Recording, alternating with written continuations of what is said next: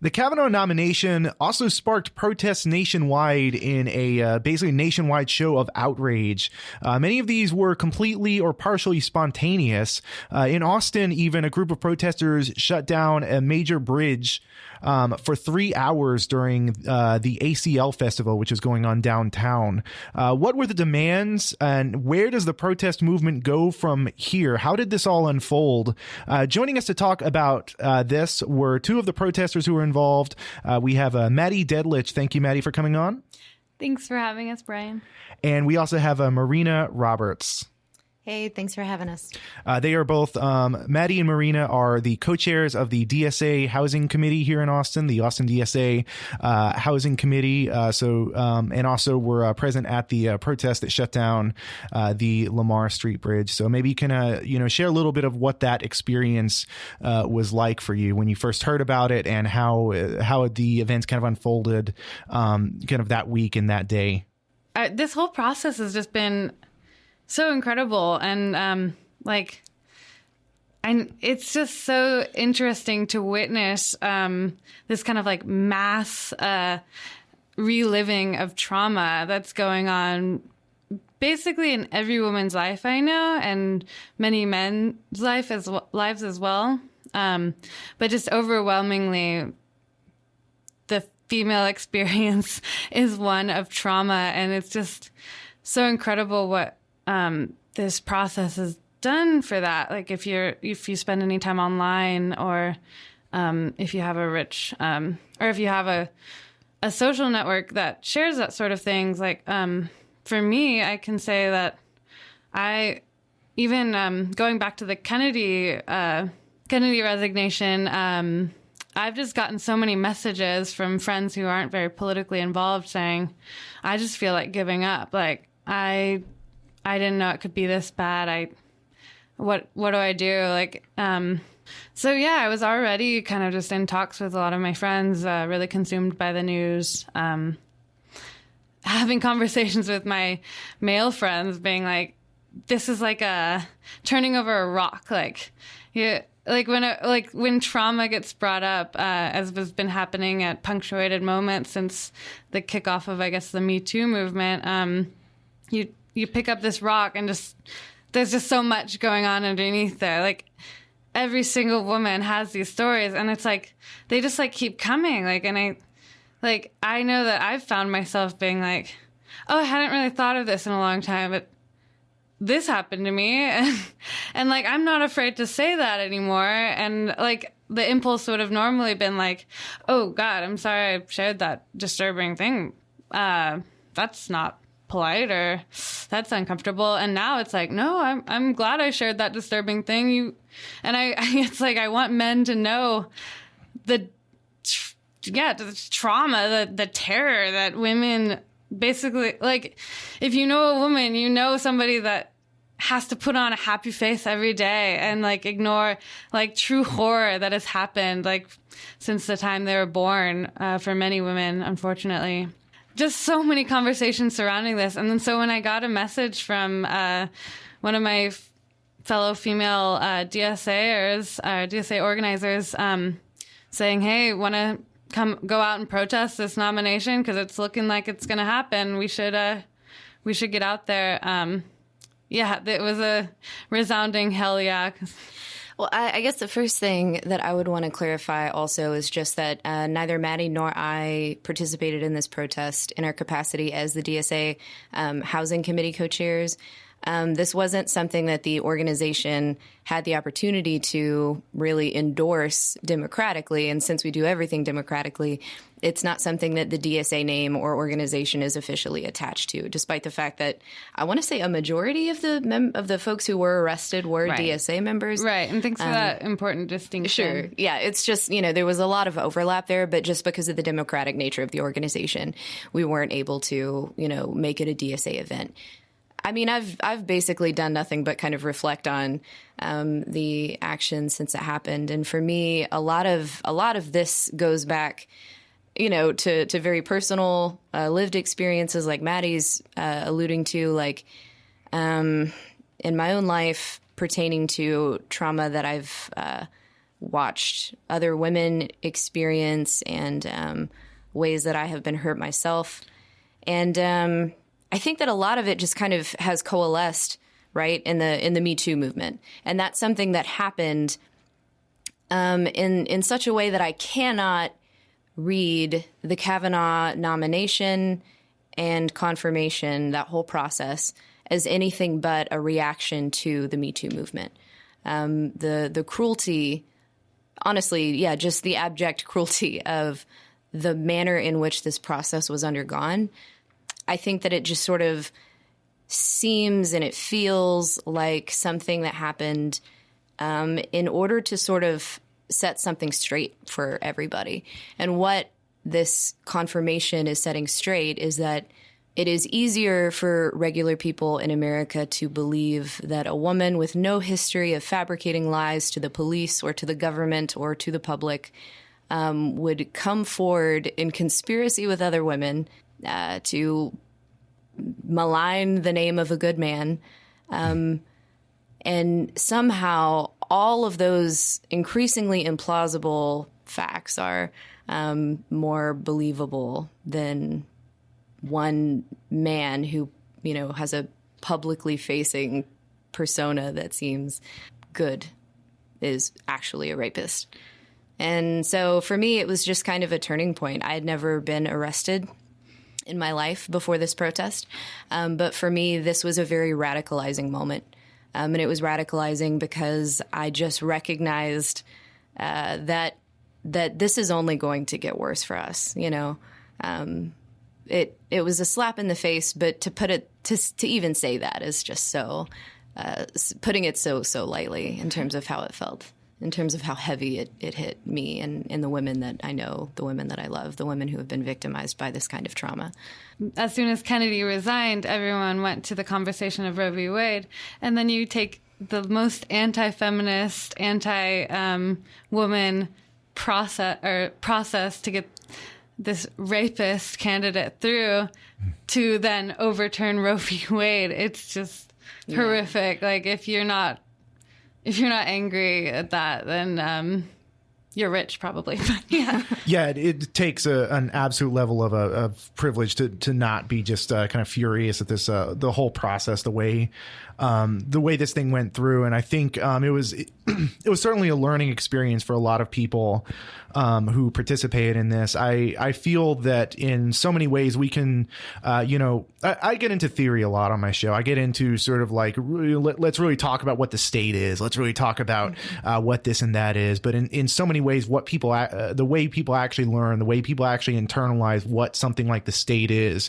where, say, the police or the courts land on certain issues, what loyalties the police and the courts and these systems have, that comes from the experience, and that experience of sitting in front of those police, because we're talking about the protest that happened in Austin here, when this happened. So many people were seeing, many for the first time, how antagonistic the police really are. They showed up in kind of this vulgar display of force. There were all of about 14 protesters sitting peacefully on the bridge, preventing traffic, but also allowing for emergency vehicles. That's one of the kind of straw men that people always like to use is, oh, well, what if an emergency vehicle, et cetera, et cetera. But, I was there. I witnessed the protest. I watched the emergency vehicles go past when they needed to go past.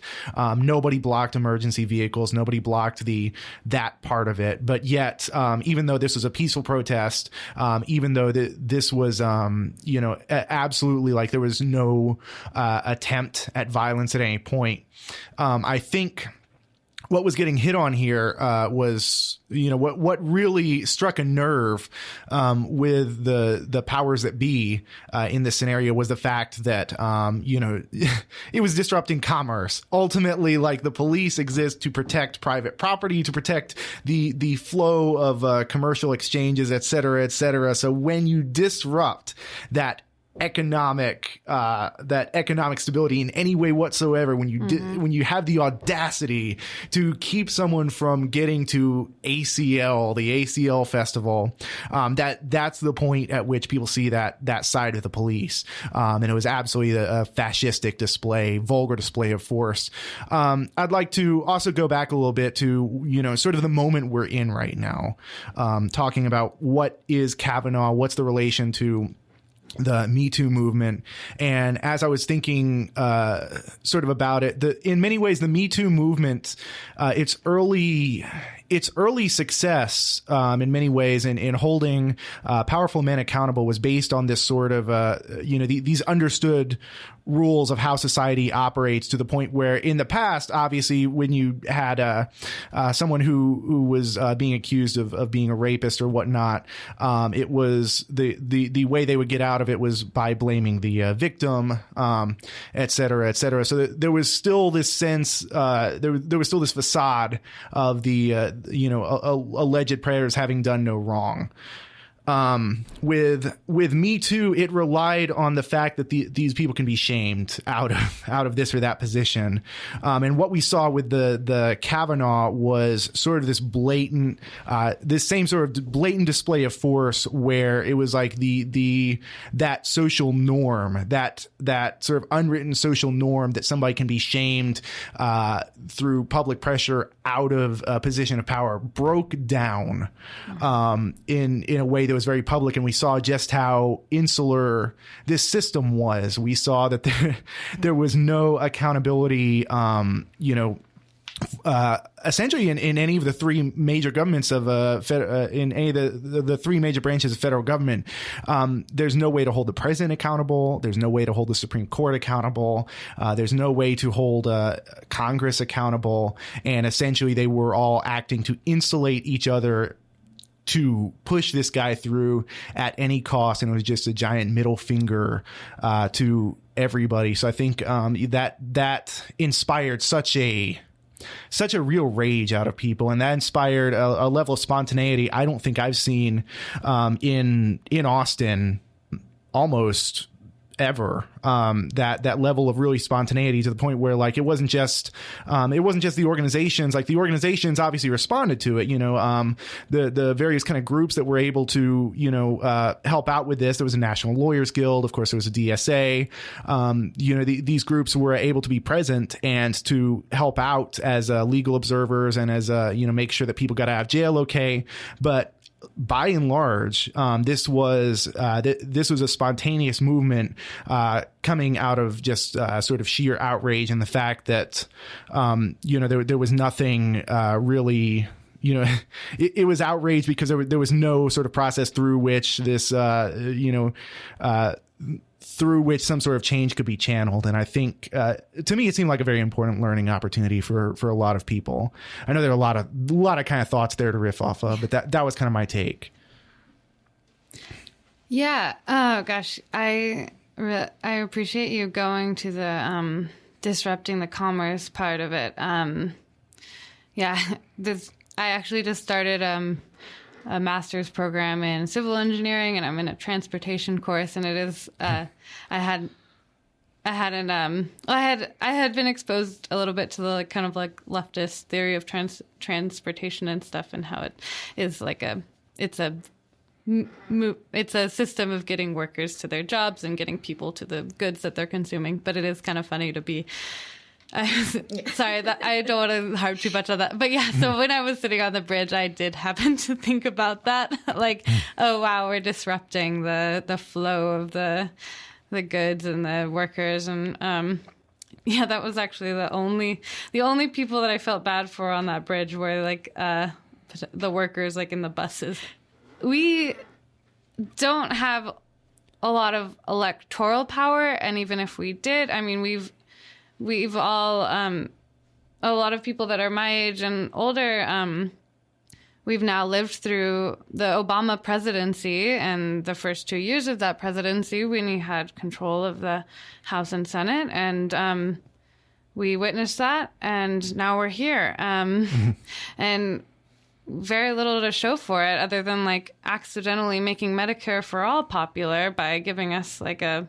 Yeah, the great accomplishment of the Obama presidency, the great shining accomplishment was a Republican healthcare bill modeled after Mitt Romney's healthcare bill. Right. And the Republicans didn't even like it. Like, I don't know. That was such a half measure. Yeah. It was disappointing. And a lot of us are now, I mean, voting is such a big topic right now. There's so many organizations that are just dedicated now to registering and getting out the vote and running female candidates and all of this like kind of like grassroots efforts focused on electoral stuff. Even if more of us did vote, I mean, we still are like experiencing this system of government that is like, I mean, the Republicans have been on this like plot to take over power now for decades, where they've been writing us out of the rules.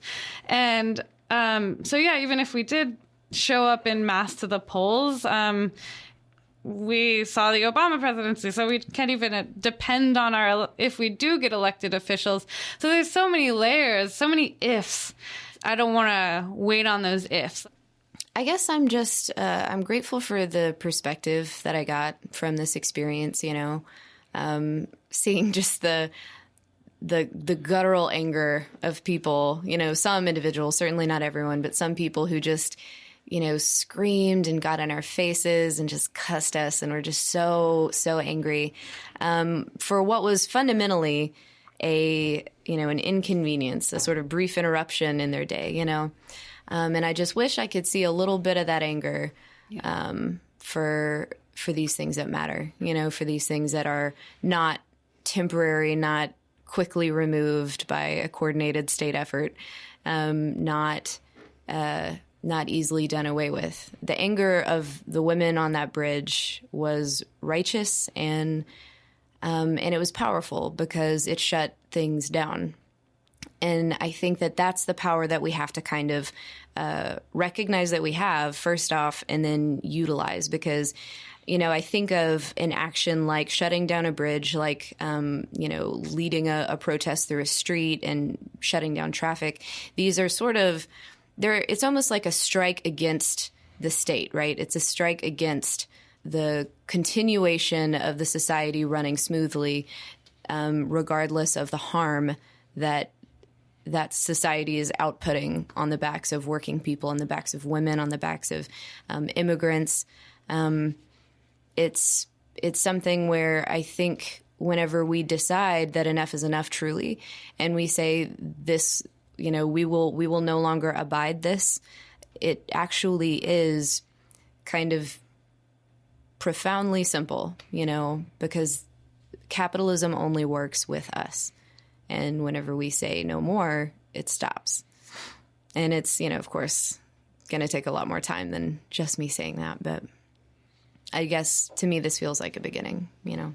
I mean, I truly believe that no rights are safe under capitalism because because all protections are threatening the bottom line, and capitalism has to grow to survive. Yeah, I fear for what's going to happen. I mean, we see this all out campaign against any kind of worker protection in this country. We saw the Janus decision, and I can only imagine that there's more in the pipeline. There's more in these think tanks, these unholy think tanks that just, oh my gosh, that are so well funded. Like, yeah, things are going to get worse unless we realize that, unfortunately, it's going to take some sacrifice. Like, we have to confront what kind of lives we're living, and that's uncomfortable. And I understand that a lot of people actually do not have the capacity for this. Maybe their parents, or they're working more than one job. But if you do, you got to think about what you can do, and who you can get involved with. And yeah, before, I would be remiss if I didn't thank the people that our fellow angry people out on the bridge. It was a really beautiful mixture of leftists and feminist activists, and we all learned a lot from each other going through that experience together. That kind of like fearlessness doesn't come from just your one person. It's reinforced by seeing the people around you. Yeah, it was solidarity. It was absolutely solidarity. It's a wonderful feeling, a powerful feeling.